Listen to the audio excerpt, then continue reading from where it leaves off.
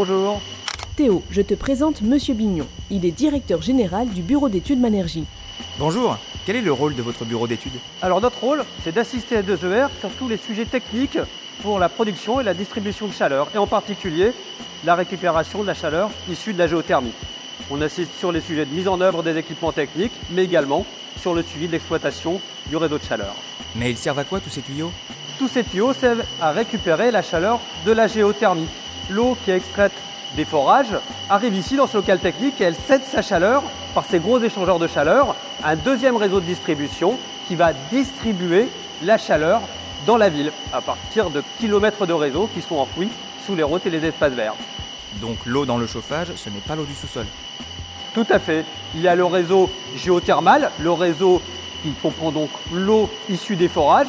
Cette eau est juste pompée, elle cède sa chaleur dans la centrale de géothermie et tout de suite réinjectée dans le sous-sol.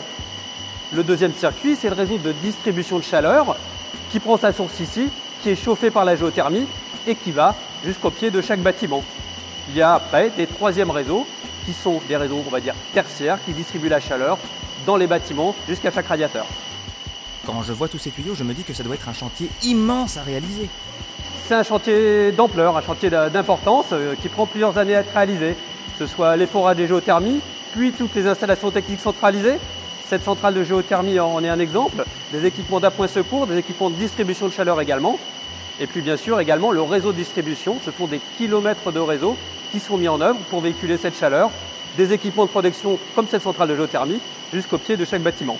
Ensuite, en pied de chaque bâtiment, un local technique spécifique est mis en œuvre pour distribuer cette chaleur dans le bâtiment. Et ce sont plus d'une centaine de locaux techniques qui sont aménagés pour les besoins de S2ER.